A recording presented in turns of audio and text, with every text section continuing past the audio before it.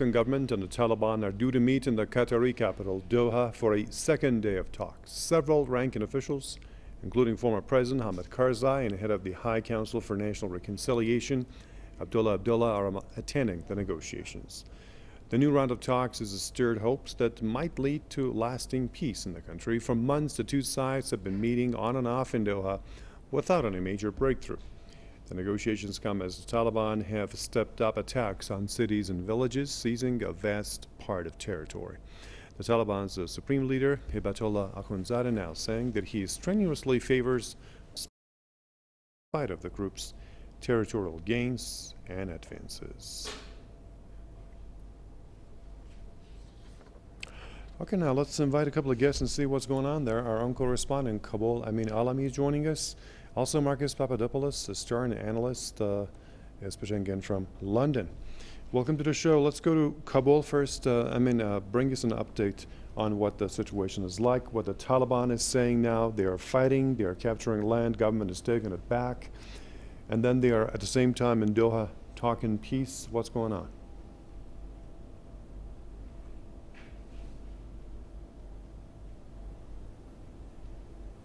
Well, let's start from security situation in Afghanistan. The security situation seems to pose the government forces are resisting in many fronts against the in different fronts across Afghanistan against the Taliban militants who are launching heavy-scale attacks mainly on district centers and some of key areas, especially in border points of Afghanistan, in some parts of northern Afghanistan, southern and western parts of this country. However, the people, rural people here in Afghanistan, as well as many politicians, are optimistic about the positive outcome of the ongoing peace negotiations between the Afghan government and the Taliban negotiating teams in the Qatari capital, Doha. In the meantime, the attendees of this meeting, the Doha summit or the intra-Afghan talks, also say that they are optimistic to reach an agreement at the end of this negotiations to lead the country into a lasting peace and stability. However, the facts on the ground currently shows that both sides are engaging heavy fightings and heavy battles across Afghanistan, and dozens of them are being killed on a daily basis. As official figures show, over 120 Taliban militants were killed over the past 24 hours as a result of military operations conducted by Afghan security forces.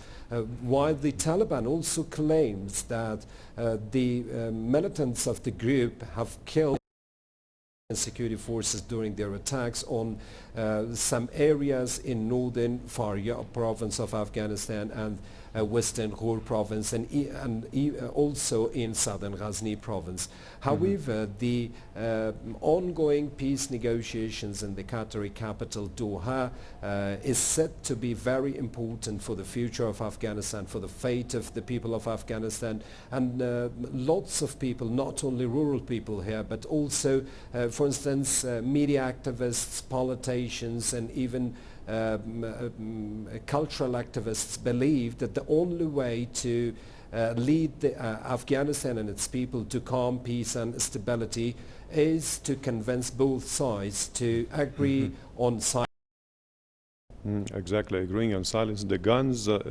Marcus, are you optimistic this is going to happen this time around? Because this has been going on for quite some time. You know, different parties involved in Doha and elsewhere, different sides now, and several rounds have been held so far. So what can make this round any different to be able to kind of, let's say, as say some people are hopeful that this is going to be maybe the last one and maybe peace could be restored to Afghanistan? Well, the very fact that representatives of the Afghan government are meeting with representatives of the Taliban exemplifies how the NATO-led mission in Afghanistan, which has cost Washington and London approximately $2 trillion and has resulted in the deaths of tens of thousands of Afghan civilians, has been an abject failure. That said, however, I believe that the spotlight needs to be on Afghanistan itself, because I am of the firm conviction that Afghanistan is impossible to govern. Why? Because Afghanistan is a completely artificial creation.